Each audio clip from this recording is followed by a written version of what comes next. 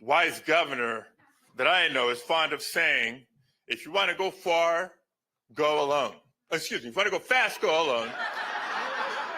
If you want to go fast, go alone, but if you want to go far, go together. And the person who has brought us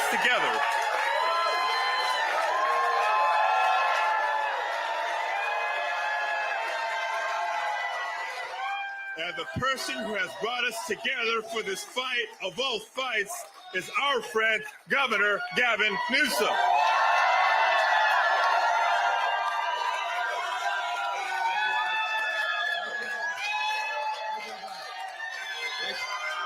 Thank you, everybody.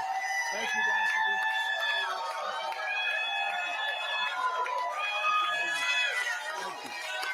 Thank you.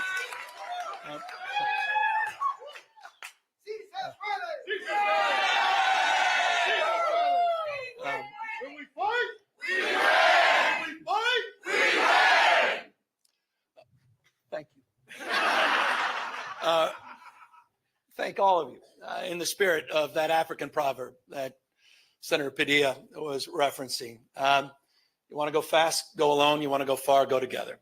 And I look back at this audience and I look at all of you united in this cause. And I'm reminded where we are at this precious moment in time. We are in Los Angeles. The most diverse city in the most diverse county, in the most diverse state, in the world's most diverse democracy. And I've long believed that the world looks to us, to all of you, to see that it's possible to live together and advance together and prosper together across every conceivable and imaginable difference. What makes LA great, what makes California great, and what makes the United States of America great is that at our best, we don't tolerate our diversity, we celebrate our diversity. And it's a point of pride because we're all in this together. Where are we? At Democracy Center. And right outside, at this exact moment, are dozens and dozens of ICE agents. Donald Trump, you think it's coincidental? No. Donald Trump and his minions, Tom Homan, tough guy, clearly decided, coincidentally or not, that this was a location to advance ICE arrests. Indiscriminate, perhaps. We'll find out later. It was certainly indiscriminate when a 15-year-old disabled boy had a gun put to his head in Los Angeles trying to go to school just a few days ago.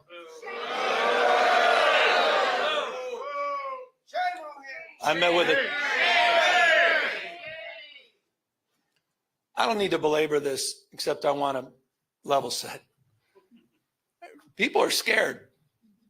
People are fearful. You had a United States senator that was thrown down to the ground in a federal building. Alex Padilla. J.D. Vance's name is Alex Padilla, not Jose Padilla. That's the Vice President of the United States. It's another museum not so far away from us. Talks about those 53 days. Some of you know what I'm referring to. Wake up, America. This is a serious moment. Wake up to what's going on. Wake up to the fear, the anxiety. Wake up to what's happening, not just here in Los Angeles, where we saw our streets militarized. We saw our due process rights thrown out the window. You heard the word disappeared. I was with a 12-year-old boy born in Oxnard, California, whose mother and father were disappeared. 20 years going to the same packing facility every single day. He didn't even know how to get back into his own home, into his own house. Had no brothers and sisters. He has now disappeared in an attempt to find his parents. That's Trump's America. That's the moment we're living in. So these are sober times. And so I'm deeply grateful to all of you for standing up and for being here today. I'm grateful for all the elected officials that are here, members of Congress, not just our 2 U.S. senators, to members of the California legislature for having the courage of their convictions, for standing tall and standing firm, to recognize today is Liberation Day in the state of California. And as Senator Schiff said, Donald Trump, you have poked the bear, and we will punch back. Here's the good thing about California, folks. We're the size of 21 state populations combined. We're the fourth largest economy in the world. We're not a small, isolated state. I know they say don't mess with Texas. Well, don't mess with the great Golden State. And so we're here with our state of mind, with the clarity of our purpose and conviction, to recognize that we need to reconcile the world we're living in. We do have agency. We're not bystanders in this world. We can shape the future, and that's what we intend to do today. We're here because Donald Trump, on January 6th, tried to light democracy on fire, tried to wreck this country, tried to steal an election, as Alex just said, by trying to dial in for 11, almost 12,000 votes. And here we are, in open and plain sight, before one vote is cast in the 2026 midterm election. And here he is once again trying to rig the system. He doesn't play by a different set of rules. He doesn't believe in the rules. And as a consequence, we need to disabuse ourselves of the way things have been done. It's not good enough to just hold hands, have a candlelight vigil, and talk about the way the world should be. We have got to recognize the cards that have been dealt. And we have got to meet fire with fire. And we've got to be held to a higher level of accountability. So that's what this is about. It's not complicated. We're doing this in reaction to a president of the United States that called a sitting governor of the state of Texas and said, find me 5 seats. We're doing it in reaction to that act. We're doing it mindful of our higher angels and better angels. We're doing it mindful that we want to model better behavior, as we've been doing for 15 years in the state of California with our independent redistricting commission. But we cannot unilaterally disarm. We can't stand back and watch this democracy disappear. We can't stand back and watch this democracy disappear district by district all across this country, not just in Texas, but in Missouri, where J.D. Vance went just a week ago, in Indiana, in places like Ohio, in places like Florida. We need to stand up, not just California. Other blue states need to stand up. We need to be firm in our resolve. We need to put back. So we're here in that light. And I'm grateful to have remarkable partners in the legislature. It's a tall task. We're asking them for 2/3 of a legislative consent, but this is the difference. This is the difference between what's happening in Texas and what's happening here in California.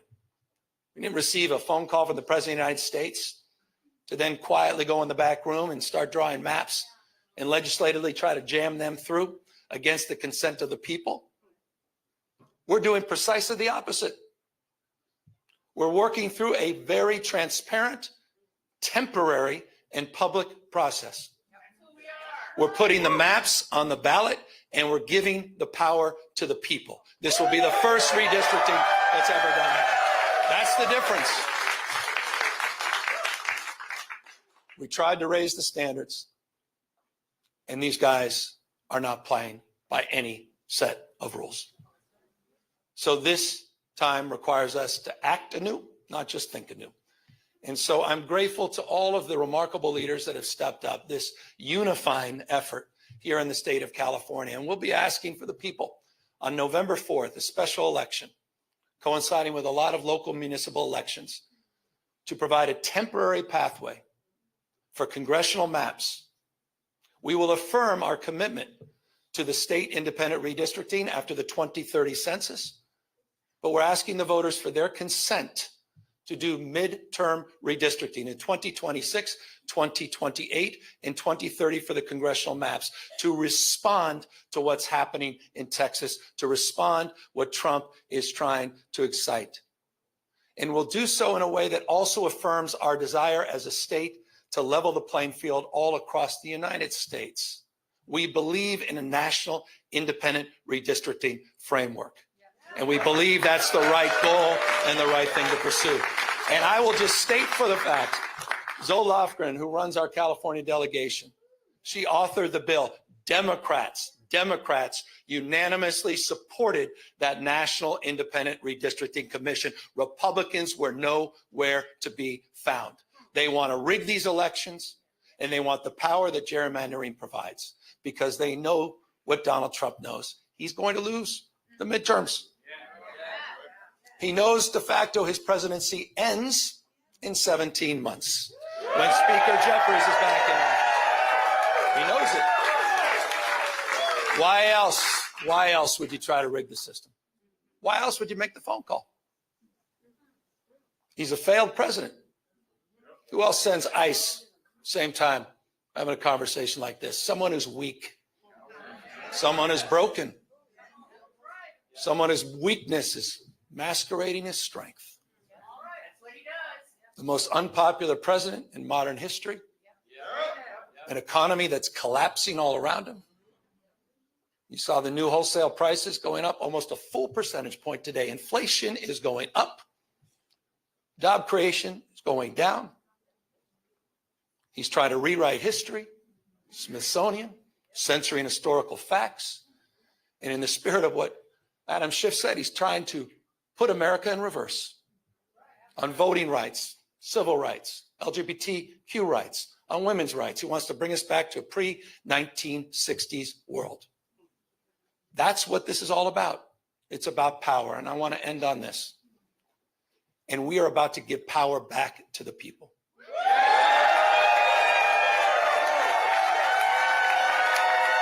You have, on November 4th in California, you have the power to stand up to Trump. You have the power to declare that you support a system that is not rigged. You have the power on November 4th to stand up for people that are being bullied. You have the power to stand up for people that are being intimidated. You have the power to stand up to the rule of law. We're giving the people of this state the power to save democracy, not just in California, but all across the United States of America. I hope we are waking up to this reality. Wake up, America. Wake up to what Donald Trump is doing. Wake up to his assaults. Wake up to the assault on institutions and knowledge and history. Wake up to his war on science, public health, his war against the American people. This is a guy who lays claim to want to get a Nobel Prize, sitting there and bending his knee to Mr. Putin. You have the power to straighten this out. And so I want to again just thank everybody for exercising not just their formal authority, yes, that's what we're doing, but also sharing their moral authority at this moment. I want to thank everybody for being here today, for being here tomorrow, and most importantly, we're counting on all of you on November 4th to be there for each other, to win this election and stand up for our democracy. Thank you all very, very much.